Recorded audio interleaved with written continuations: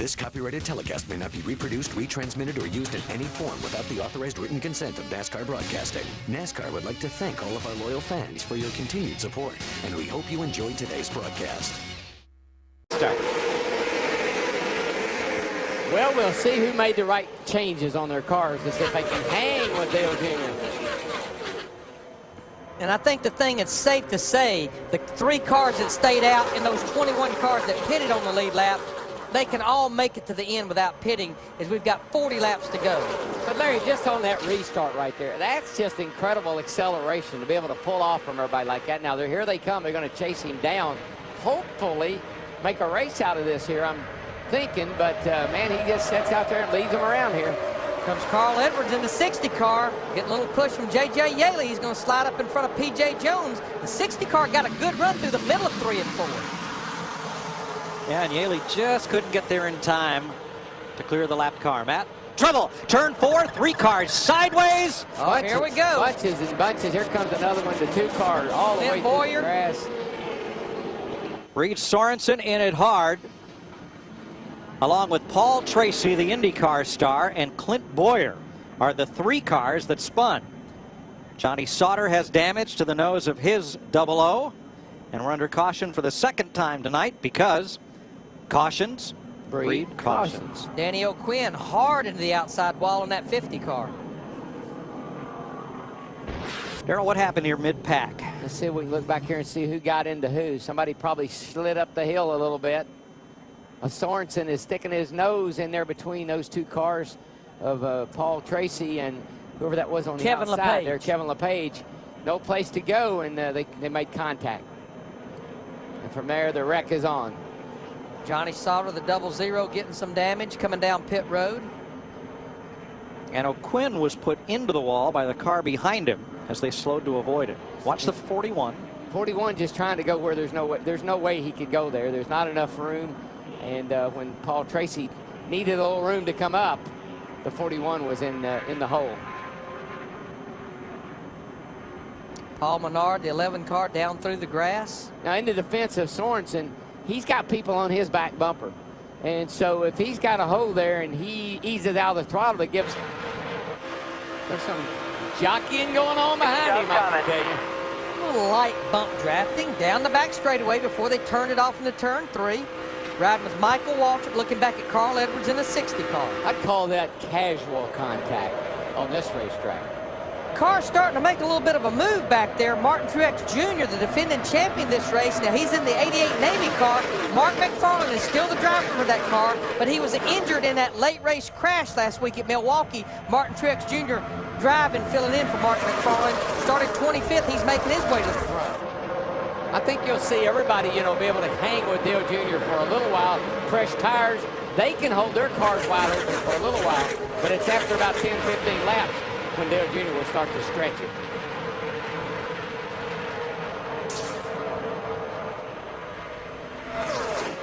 John Andretti there in 2nd place. Oh, there's a car. Michael Waltrip. That was Michael Waltrip. Oh, my gosh. Menard's into him.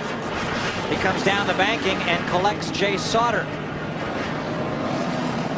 Carl just flat ran over him getting in the corner. He wasn't even under him. He just shoved him right through. Talking about Carl Edwards. That was the contact that put us under caution for the 3rd time tonight. Last week's winner, Paul Menard, sat on the outside of the front row. The 11 car tore up. There's Denny Hamlin. Front of the field. Watch the 60 of Edwards and the 99. He just gave him a bump in the wrong place. That's what they've been complaining about here. You can't bump in the corners, and you can't bump going into the corners. Stephen Light in the 90 car, who was trying to get his lap back, he was heavily involved. And at the very end, Waltrip slid down the track and collected Jay Sauter in the 01. Just get right here, right about the time you're getting ready to turn off into the corner, that little casual contact just sends, you're loose in anyway, and now you get a little bump and it just sends the car around. Boy, it wasn't much of a bump, but it didn't take much. Boy, look at that 90 car. That thing went airborne.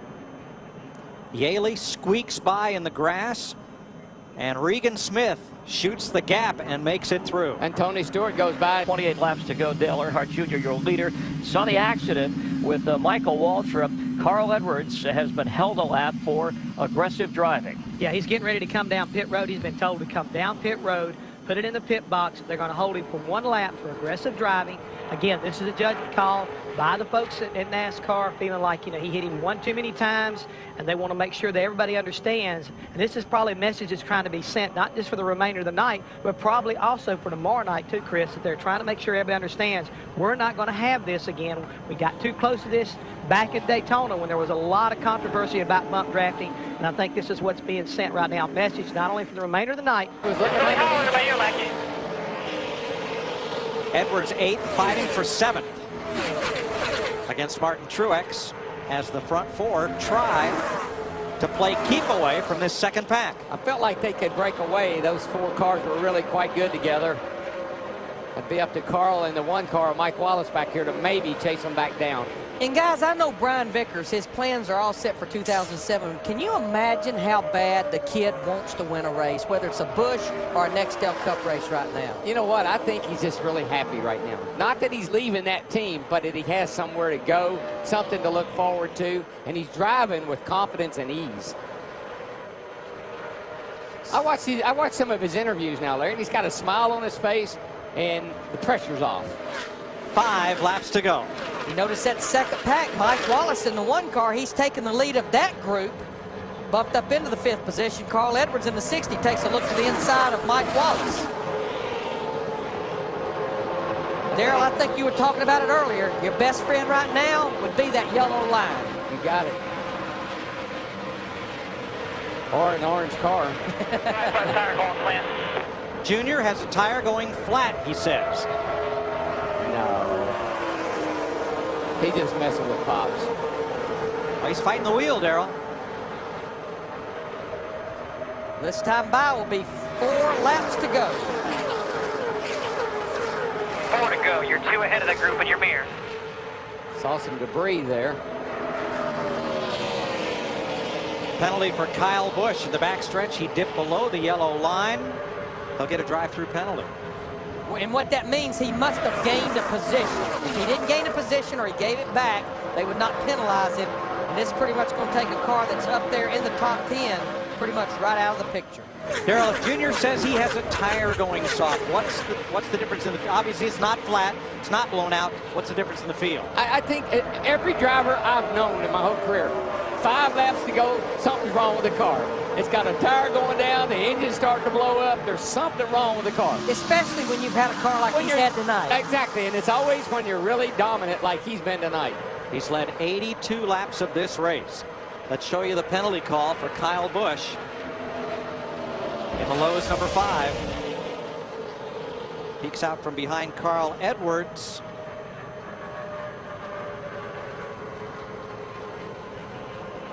And gains position. Gained 2 or 3 positions, and that's the reason he's being penalized. He did not give those positions back.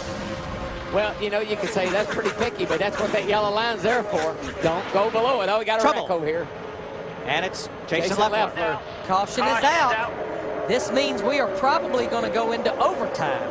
And what is that going to mean for the drivers who did not stop on the caution at lap 57? Well, we've got some cars out there that we got 3 cars that stayed out, but most of those cars actually went a little further than the other cars, so I think they're going to be just fine. Let's see what we've had a lot of cautions to make up the difference. What caused this? It's the 38 car. The 5 is closing. Oh, the 38 gets into Martin Truex, has to lift up a little bit, and the 5 nailed him. That's just one of those chain reactions. Now, Kyle Busch in the 5 has already hit pit road. Already he's doing his pass-through. I don't think they're going to let that work since the caution is already out. Be the night. Or Kevin Harvick, who started 42nd and runs 3rd. I think that 8 car is going to have to mess up here somehow because he's just got too strong a car on these restarts and everywhere. He's just strong, man. They ain't pulled away. Green flag will next see the white, and if we go caution-free, it'll be the checker. Glad you threw that in there. That if? That if.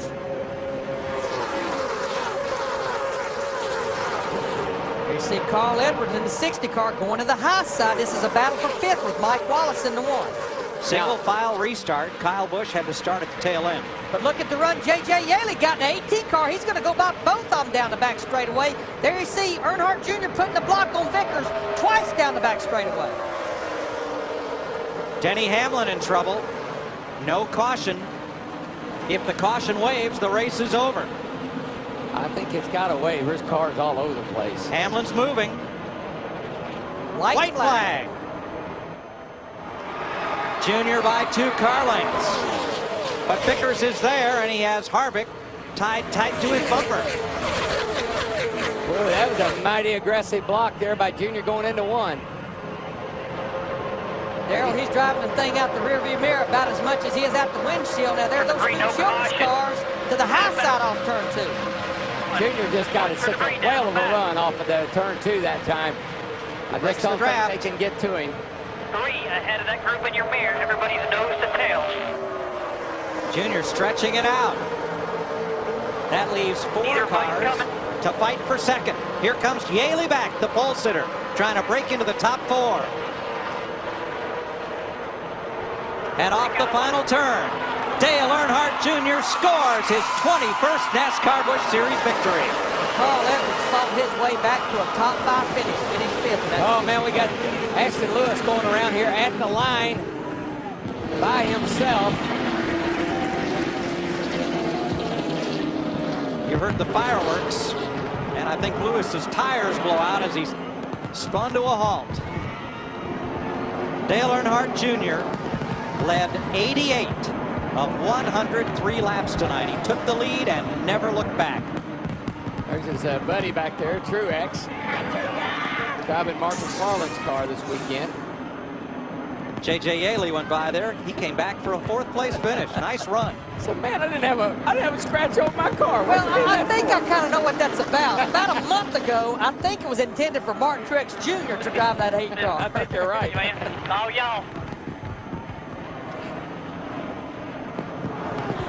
Great run for John Andretti in that 10 car, finishes in the 10th position. And a nice run for Mike Wallace, the first Dodge across the line in 7th. And I'm going to give another call on that Nice job, 43 Tony. car.